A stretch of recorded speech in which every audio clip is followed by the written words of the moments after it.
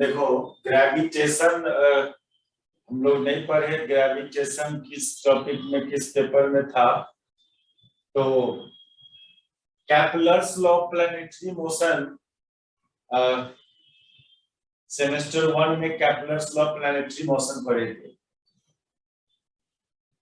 वहां पर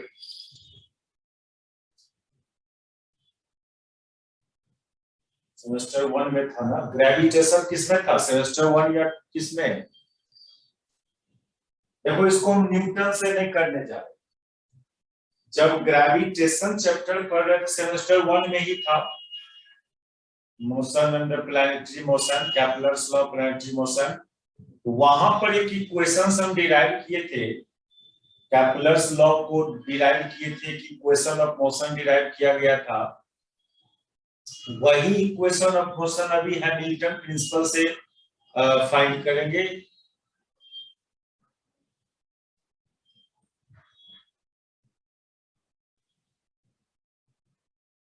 रुक जाओ, सिलेबस थोड़ा हमको अपने देखने दो।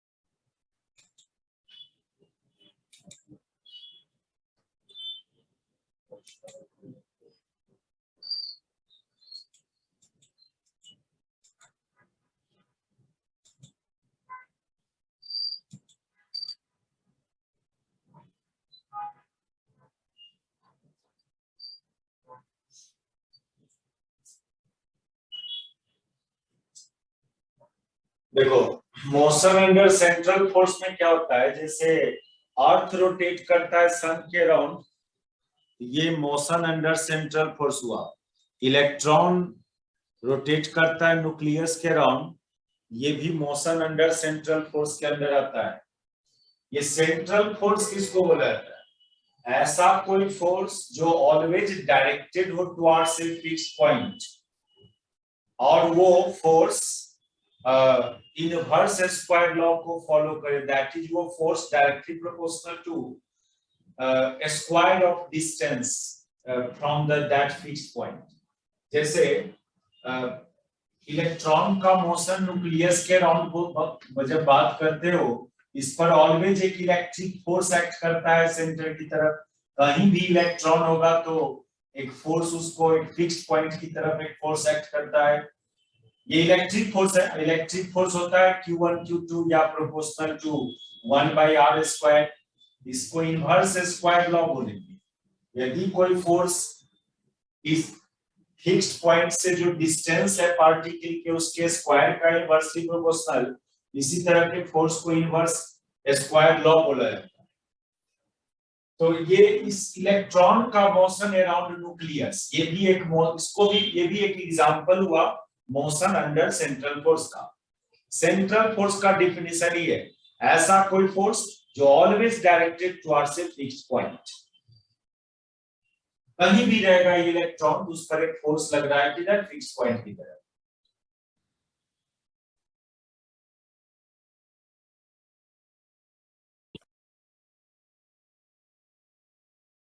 और फिर सन के अराउंड अर्थ का मोशन, अर्थ मूव करता है सन के अराउंड, कहीं भी अर्थ रहेगा तो उस पर ये सन एक फोर्स लगाएगा, ग्रेविटेशनल फोर्स।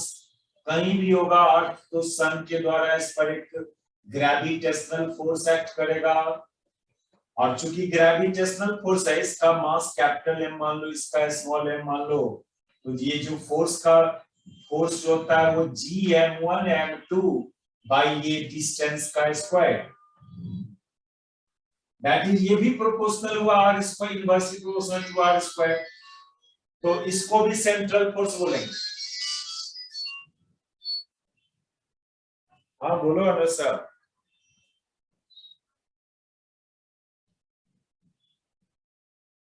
क्यों?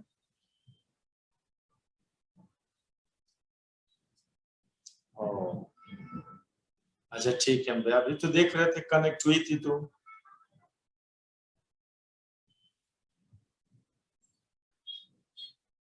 अच्छा ठीक,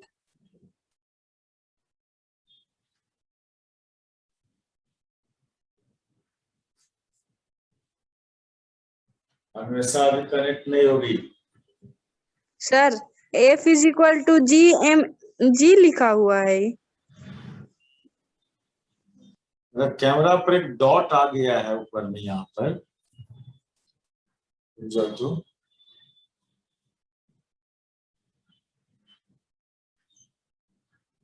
क्लीन हो गया सर अभी तो। डॉट आ जा रहा है बीच में। हाँ फिर आ गया।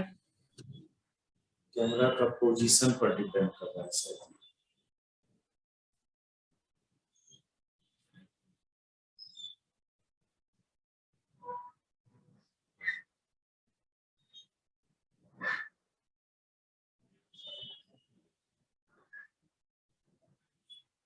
हट गया यस सर। वो लाइट के चलते। अब क्या बोल रही थी? फिर आ गया। बोलो वो तो वो कैमरा वो लाइट का रिफ्लेक्शन जा रहा है उस पर। अब बोलो क्या बोल रही हो? नहीं है उससे, ठीक है। ज्यादा प्रॉब्लम है ना कर रहा डॉट? नहीं सर। अब क्या बोल रही थी यहाँ?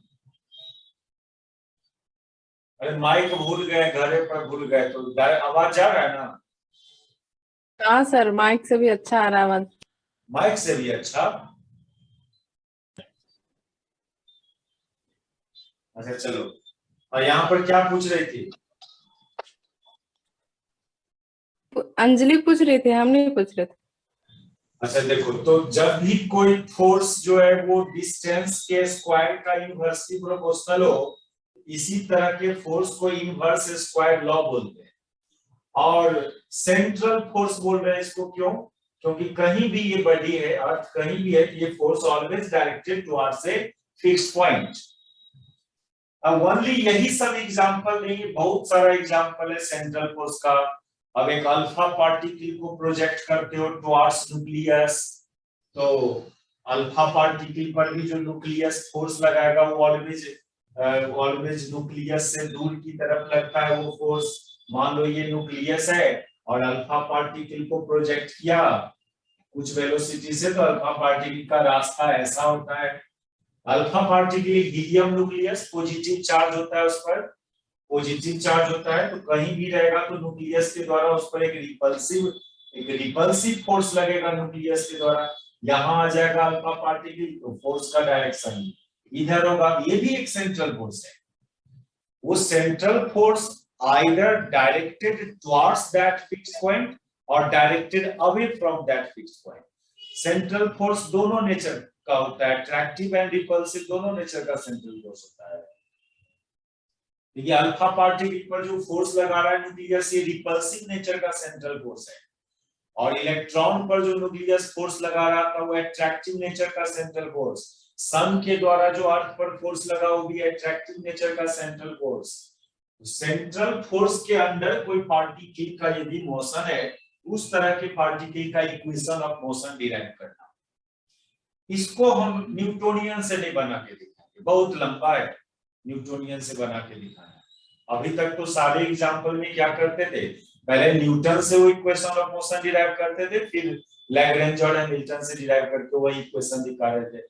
यहाँ पर हम न्यूटन वाला अडॉप्ट नहीं करेंगे, बहुत लंबा प्रोसेस है। वो सेमेस्टर 1 में ग्रेविटेशन चैप्टर पढ़े थे, वहां पर हम न्यूटन से ही डिराइव कर किए होंगे, देख लेना उसको।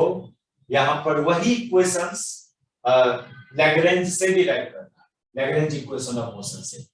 तो सेंट्रल फोर्स ऑफ मोशन में ये सब कंडीशंस हम नहीं लिखने जा रहे हैं, बोल दिए आपको।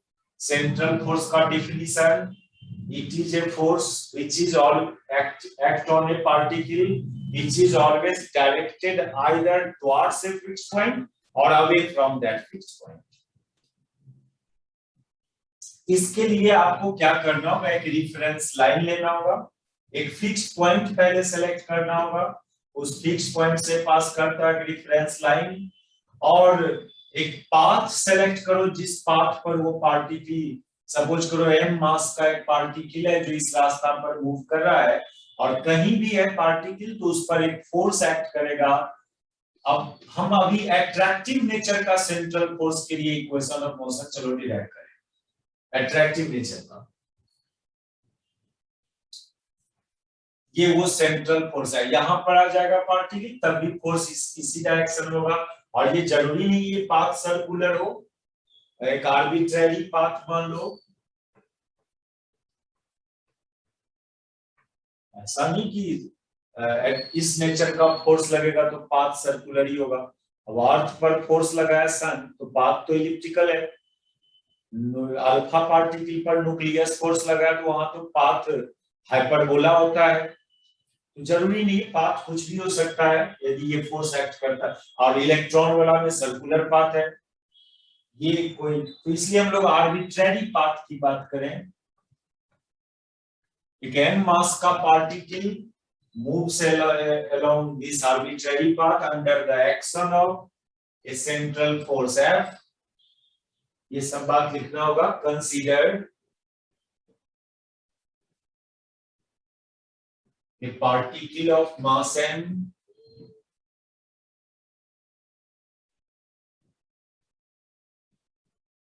moves along an arbitrary path, इस पाथ का भी इक्वेशन डिराइव होता है, इस रास्ता का इक्वेशन डिराइव करते हैं हम लोग, वही इक्वेशन कभी इलिप्स आ जाता है, कभी हाइपरबोला, कभी पैराबोलिक पाथ, सब पॉसिबिलिटी है। जब हम लोग कैपलर्स लॉ कर रहे थे पर्सनली फॉर अर्थ का मोशन अराउंड सन, उसमें पाथ इलिप्स आया था, वो प्रूव भी किया गया था।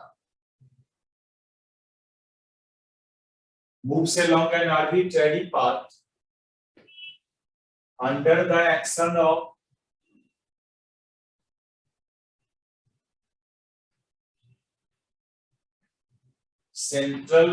attractive central force, under the action of attractive central force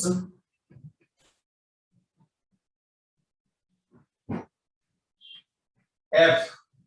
और जब भी सेंट्रल फोर्स की बात करें तो वो जरूरी है कि वो r डिस्टेंस के स्क्वायर का इनवर्सली प्रोपोर्शनल में होगा।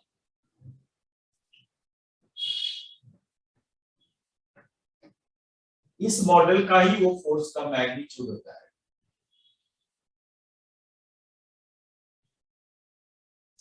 यहां पर एक कांस्टेंट डाल दो F बराबर k/r²। इस मॉडल का ये फोर्स ये r हो गया, ये distance from this fixed point. तो न्यूटोनियन, अच्छा ये मान लो at any instant of time ये पार्टिकल इस फिक्स्ड पॉइंट से r डिस्टेंस पर है और इस लाइन से थीटा एंगल पर है, इसको रिफरेंस लाइन बोलना।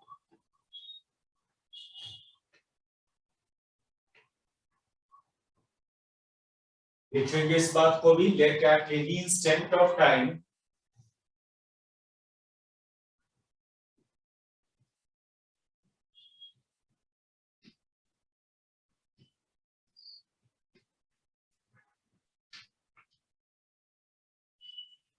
particle is at distance। देखो एक को तो क्वेश्चन बनाना होगा एप्लीकेशन में, कोई एक को ये सब बात लिखना चाहिए सॉल्यूशन में। हम अभी ये सब बात नहीं भी लिखे क्योंकि सिखा रहे हैं आपको, सिखाने के समय लैंग्वेज तो गायब होगा ही लिखने में। particle is at distance r from fixed point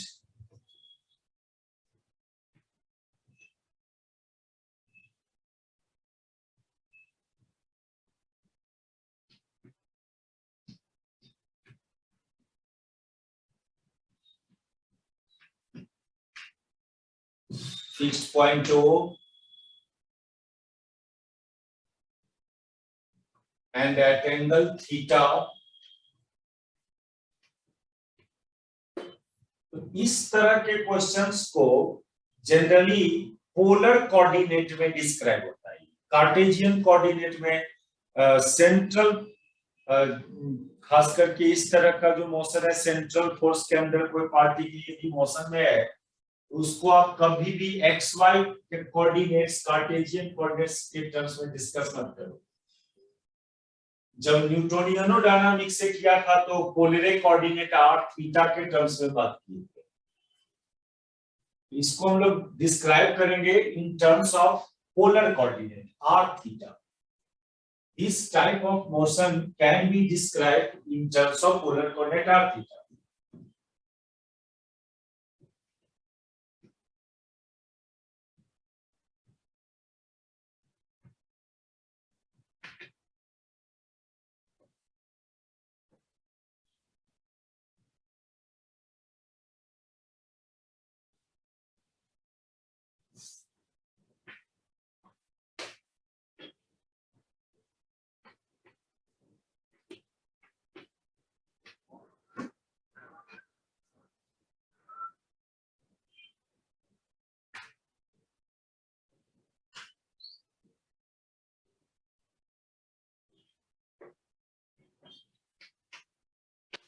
बहुत जोर हवा बह रहा है।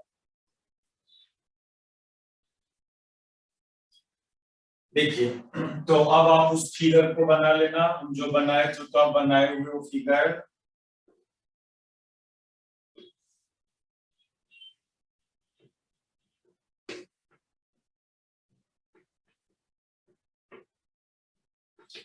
देखो, करना कुछ नहीं, क्या लैग्रेंज इक्वेशन ऑफ मोशन में क्या करते हैं, लैग्रेंजियन फाइंड करते हैं उस मोशन का हम लोग एल, और फिर Lagrange equation of motion apply करते हैं।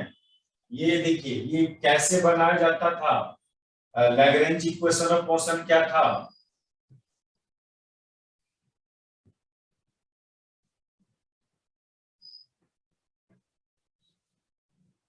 ये होता था D by D T of किसका, del L by del Q dot equal to del L by del Q.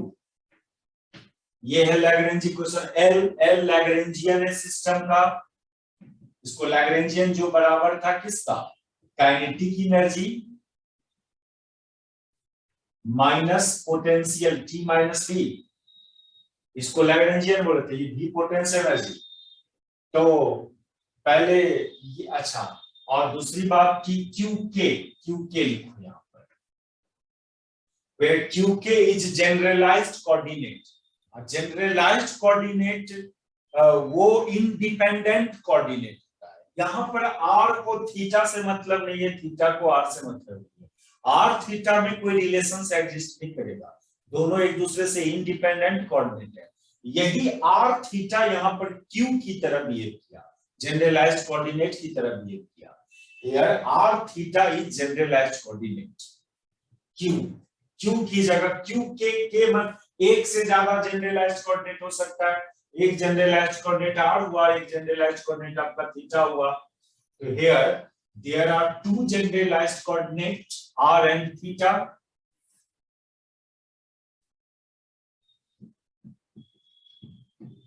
यही सब ढूंढना, उस सिस्टम के लिए जनरलाइज्ड कोऑर्डिनेट ढूंढना, q की जगह क्या ले आप, यहाँ पर q की जगह, और पोजीशन कोऑर्डिनेट है r और थीटा। q जो है वो जनरलाइज्ड पोजीशन कोऑर्डिनेट है q, और एक से ज्यादा जनरलाइज्ड कोऑर्डिनेट होता है सिस्टम के पास, और वो सब इंडिपेंडेंट होता है, वो कोऑर्डिनेट में कोई रिलेशन एग्जिस्ट नहीं करेगा। मान लो दो कोऑर्डिनेट है और दोनों में एक रिलेशन एग्जिस्ट कर गया, तो फिर वो दोनों कोऑर्डिनेट जनरलाइज्ड नहीं कहलाएगा, वो जनरलाइज्ड कोऑर्डिनेट कहलाएगा। इंडिपेंडेंट, क्लियरली जनरलाइज्ड कोऑर्डिनेट के डिफिनेशन में हम लोग ऐसे क्लियरली लिखे हुए, all independent coordinates in terms of which the motion of a system can be described or called generalized coordinate। तो यहाँ पर आर और थीटा एक दूसरे से इंडिपेंडेंट है, यही यहाँ का जनरलाइज्ड कोऑर्डिनेट हुआ। Here R and theta are two generalised coordinates. तो थोड़ा सा साइड होइए, क्या लिखे नहीं, थोड़ा सा साइड में। ये तो याद दिलाएं, लैग्रेंज इक्वेशन ऑफ मोशन, इसी को यूज करना है हम लोग को। इसमें हम Q ढूंढेंगे, L फाइंड करेंगे। Q पहले पता, तो Q यही R और थीटा Q की तरह बिहेव किया। There are two generalized coordinates। एक बार Q1 की जगह R मानोगे तो Q2 की जगह थीटा लोगे। K लिख लिए, K का वैल्यू 1 2 3 जो भी हो सकता है। अच्छा, दो जनरलाइज्ड कोऑर्डिनेट R थीटा। अब हम लोग यानी Q की जगह QK की जगह R एंड थीटा लेंगे। एक बार R एक बार थीटा, दो जनरलाइज्ड कोऑर्डिनेट। अब चलो लैग्रेंजियन L फाइंड करें। तो काइनेटिक एनर्जी निकालोगे और पोटेंशियल एनर्जी फाइंड करोगे। Kinetic energy half mv square, half mv square kinetic energy. T find करने चले, T का formula half mv square, that is आप इसको ऐसे लिख सकते हो, हाफ m, आप v को लिख सकते हो r डॉट ना, v वेलोसिटी को लिख सकते हो dr/dt।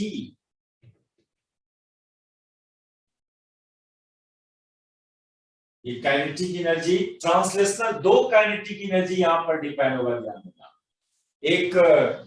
एक रेडियल, एक इस r के डायरेक्शन में एक वेलोसिटी होगा और एक थीटा के डायरेक्शन में एक वेलोसिटी होता है।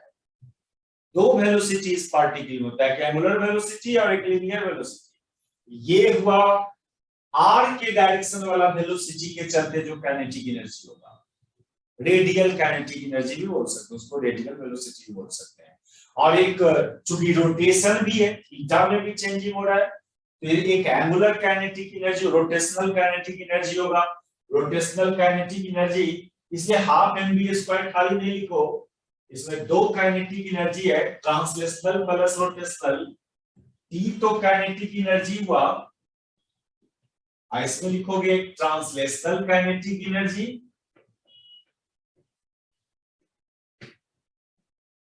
और एक रोटेशनल काइनेटिक एनर्जी।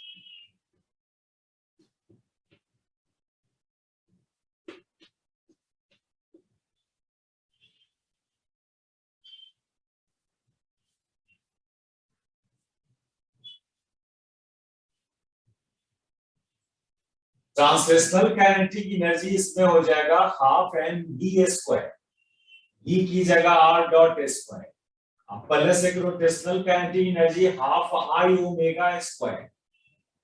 इसको और सॉल्व कर दो तो हाफ m r डॉट मतलब v स्क्वायर, अब v को लिखोगे r डॉट, यानी इस रेडियल डायरेक्शन में काइनेटिक एनर्जी होता है, क्योंकि जब मूव करेगा तो r में भी चेंजिंग होगा और थीटा में भी चेंजिंग होगा, तो r के चेंज करने के चलते एक काइनेटिक एनर्जी आएगा, एक थीटा में चेंज होने के चलते एक काइनेटिक एनर्जी आएगा, r में चेंज होने के चलते r का रेट ऑफ चेंज यानी dr/dt, और थीटा में चेंज हुआ तो थीटा का रेट ऑफ चेंज यानी d थीटा/dt। एक एंगल, एक वेलोसिटी थीटा के चलते और एक वेलोसिटी r का चेंज होने के चलते, इसलिए दो काइनेटिक एनर्जी। ये एक काइनेटिक एनर्जी ये हो गया half m r dot square plus ये हाफ I ओमेगा स्क्वायर। ये रोटेशनल काइनेटिक एनर्जी है, I moment of inertia, moment of inertia है I, और इस पार्टिकल का इस पॉइंट के बाद जो मोमेंट ऑफ इनर्शिया होगा mr square. Moment of inertia का फॉर्मूला I बराबर mr स्क्वायर, मास गुने डिस्टेंस स्क्वायर। तो थोड़ा प्रॉब्लम करेगा, ये सब बात नहीं पता होगा मैकेनिक्स का पहले से, तो ओमेगा को थीटा डॉट लिखेंगे। देखो ये बात सुन लो, v dr/dt तो लिखे ही थे, और एक ओमेगा जो D theta by D T, यही D R by D T को आर डॉट लिखे हो और D theta by D T को थीटा डॉट लिखे हो। ये हुआ काइनेटिक एनर्जी पार्टिकल का। अब पता करो उसका पोटेंशियल एनर्जी, पार्टिकल का पोटेंशियल एनर्जी पता करेंगे। इसको मिटाते हैं।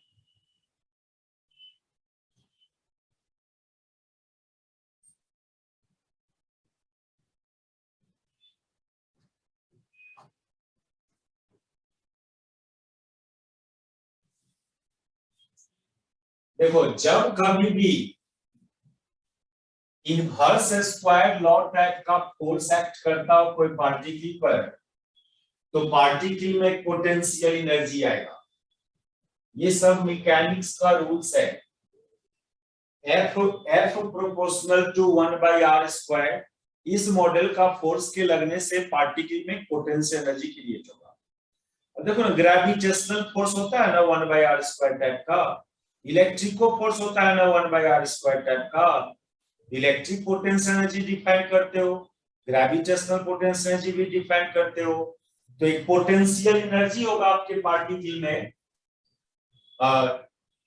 Now find potential energy of particle.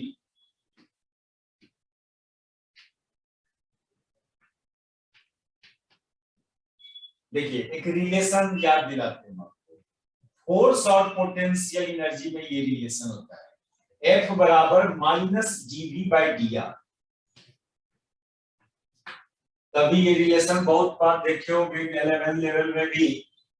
F बराबर V ने U से डिनोट करते थे पोटेंशियल एनर्जी को, यहाँ पर V से डिनोट कर रहे हैं। इतना तो याद होगा, F बराबर -du/dr। ये बहुत 11 में इस सब टाइप का यूज करते थे, relation between force and potential energy. Electrostatics में ये तो यूज किया ना, E बराबर -dV/dr। E पोटेंशियल, अब इसी में Q से गुना कर दो चार्ज से, ये पोटेंशियल एनर्जी बन गया, ये फोर्स बन गया। क्लियरली F बराबर -du/dr। ये सब बात हमको नहीं सही, इसलिए टाइम लगता है। देखो हम एग्जैक्ट बात करें तो ये सब चीज तो यूज कर लेना चाहिए हमको, लेकिन आप लोग को पता नहीं रहता है पहले से ये सब छोटा छोटा टर्म। तो चलो F की जगह तो अच्छा एट्रैक्टिव सेंट्रल फोर्स है, ध्यान देना। एट्रैक्टिव सेंट्रल फोर्स में -k/r², सिंपली k/r²। कैसे समझेंगे फोर्स एट्रैक्टिव नेचर का, रिपल्सिव माइनस लगा दो उसमें, एट्रैक्टिव नेचर हो जाएगा। प्लस k/r², तो रिपल्सिव नेचर का फोर्स। वो तो खाली मैग्नीट्यूड लिखा था k/r², लेकिन नेचर एट्रैक्टिव रिपल्सिव है, इसको माइनस साइन डाल के बात करेंगे। यहाँ पर निगेटिव साइन F की जगह डाल रहे क्योंकि एट्रैक्टिव नेचर का है। और इधर ये -dV/dr, माइनस माइनस कैंसिल, इसको इंटीग्रेट कर दो r के रिस्पेक्ट में, तो dV बराबर हो गया कितना, dV बराबर हो गया k/r² इंटू dr। इसको इंटीग्रेट कर दीजिए तो v बराबर आ जाएगा कितना, r², k तो बाहर आ गया, r² का इंटीग्रेशन -1/r, यानी -k/r। ये हुआ पोटेंशियल एनर्जी आपके पार्टिकल का। तो V निकल गया, T निकल गया, तो अब लैग्रेंजियन फाइंड कर लो उस पार्टिकल का। Thus the Lagrangian of particle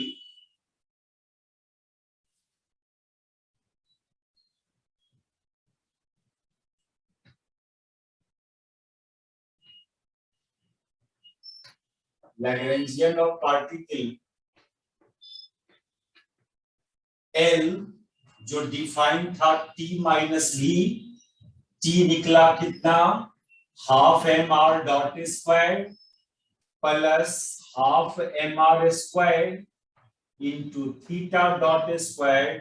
ये तो काइनेटिक एनर्जी हुआ। V की जगह निकला है कितना, -k/r।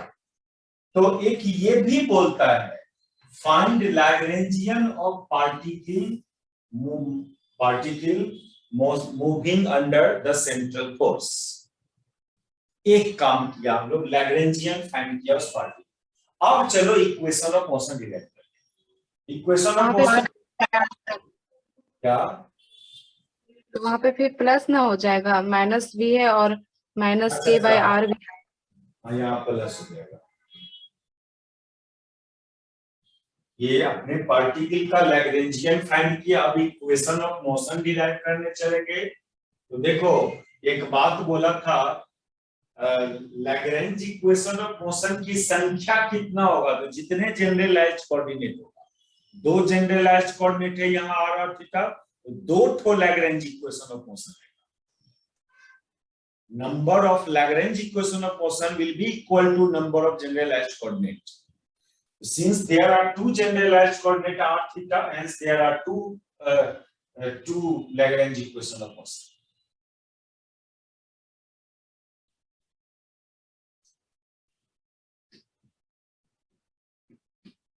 Since there are two generalized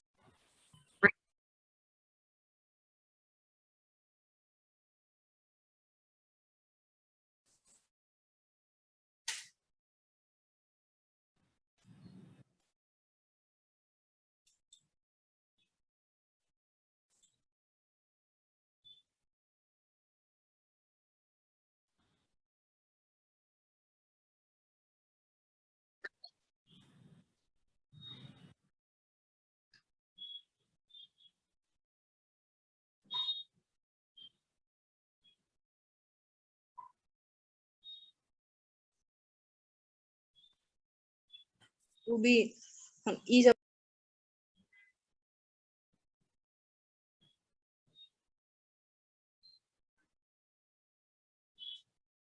लिख लिया इसको, कट गया था थोड़ा पहले, लिखे हैं सर, ऊपर वाला नहीं मिटाइएगा।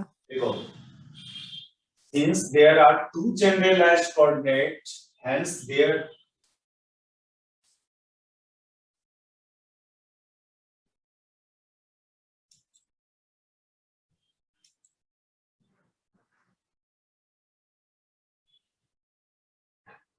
are two generalized coordinates, hence there are two Lagrange equation of motion। तो अब क्या करेंगे इसमें हम लोग, del L by del Q dot find करें। देखो क्या क्या जरूरत है लैग्रेंज इक्वेशन ऑफ मोशन की। एक बार हम लोग, एक क्यू है आर, एक क्यू मेरा आर है और एक क्यू मेरा थीटा है। तो एक बार हम लोग व्हेन क्यू बराबर आर, व्हेन क्यू की जगह हम लोग क्यू के की जगह आर लें, तो एक था ना del L by del Q k dot निकालना था ना आपको, तो इसका मतलब हुआ del L by del r dot find करना। अभी एल फाइंड किए थे इधर, उसको आर डॉट के रिस्पेक्ट में डिफरेंशिएशन करो। एल डॉट क्या आया था, सॉरी ये एल कितना आया था, एल आया था half m r dot square plus half m r square theta dot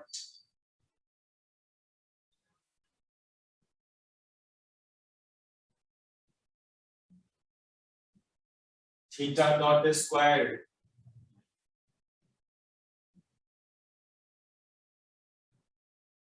और एक आया था प्लस के by are.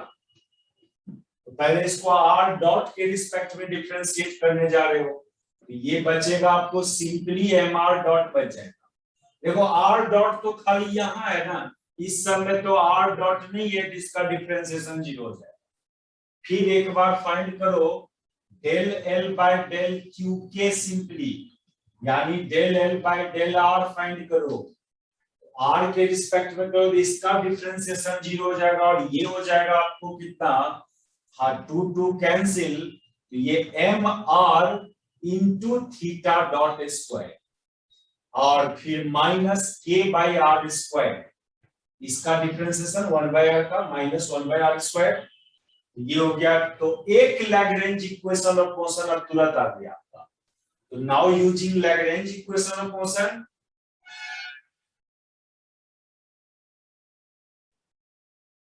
from Lagrange equation of motion,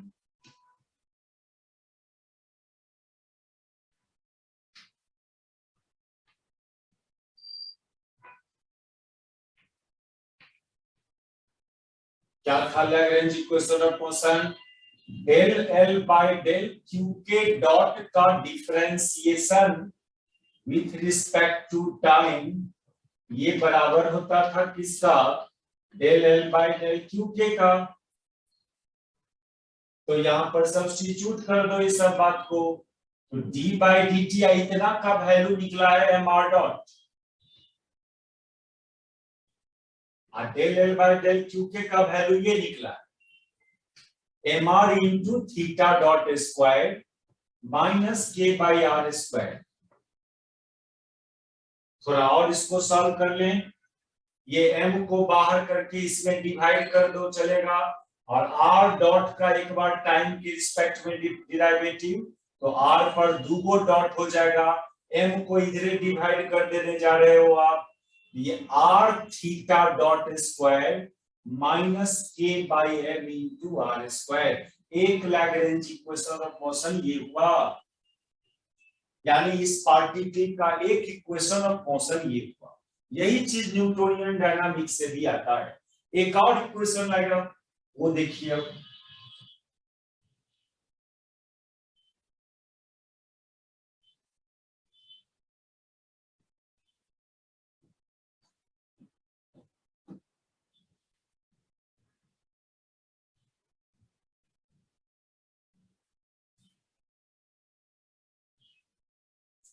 ये तो तब आया जब क्यू के की जगह आप क्यू के की जगह कौन लिया? Are.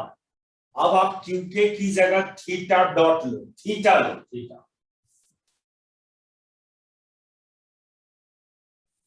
Okay sir, second line में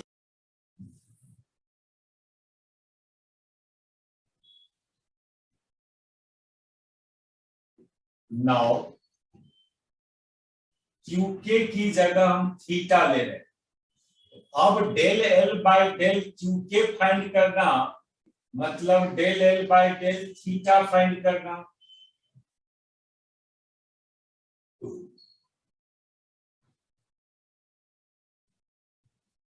इस एल में कहीं थीटा है ही नहीं, थीटा डॉट है लेकिन थीटा नहीं है, यानी del L by del theta 0।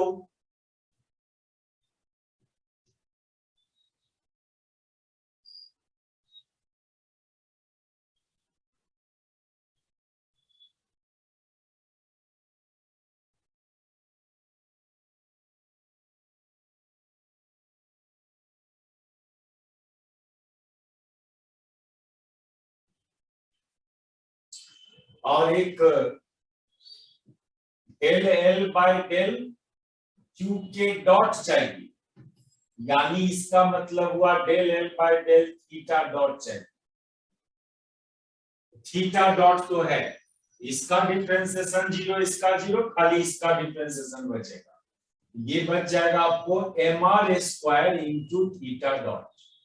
Theta dot के रिस्पेक्ट में कर रहे हैं इसको, थीटा डॉट का स्क्वायर है, इसका डिफरेंशिएशन करोगे तो 2 पीछे आ जाएगा और 2 से कट जाएगा, इतना बचेगा। अब आप लैग्रेंज इक्वेशन यूज कर दो motion, using Lagrange equation of motion.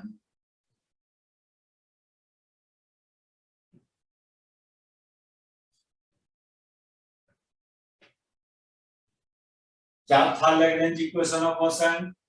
D by D t del L by del Q k dot बराबर del L by del Q k ये था, तो यहां पुट कर दो सब कुछ, डी बाई डी टी या del L by del Q k dot इतना आया है, ये m r square into theta dot, इधर तो 0 आया है, इसका डिफरेंशिएशन 0 आना मतलब इतना बराबर कांस्टेंट आना, इसलिए m r square theta dot बराबर कांस्टेंट। एक इक्वेशन ऑफ मोशन ये हुआ, यही था, यही 2 equation of motion central force के लिए यूजिंग लैग्रेंज। यही चीज आता है न्यूटोनियन से भी, जब हम लोग ग्रेविटेशन कर रहे थे वहां पर ये इक्वेशंस डिराइव किए हुए हैं। तो ये टॉपिक हम लोग का कंप्लीट है, क्लासिकल मैकेनिक्स। और कुछ है इसमें है ना?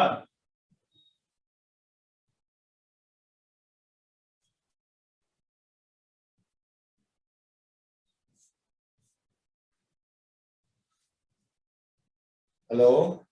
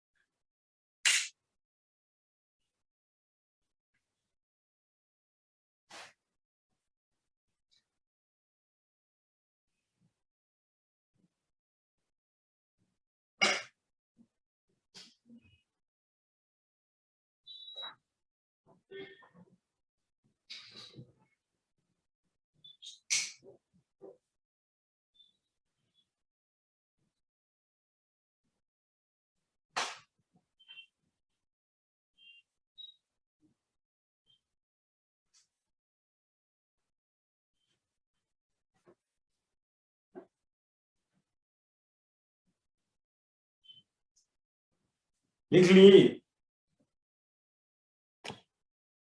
सर बोर्ड नहीं दिख रहा है। नहीं लिखी? जा,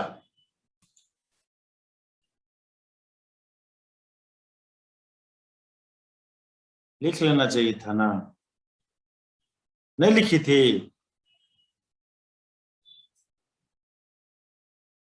using Lagrange equation of motion लिख रहा था उसको। अच्छा, उसको हम सेंड कर दे रहे हैं, वीडियो लिख लेना, ठीक है?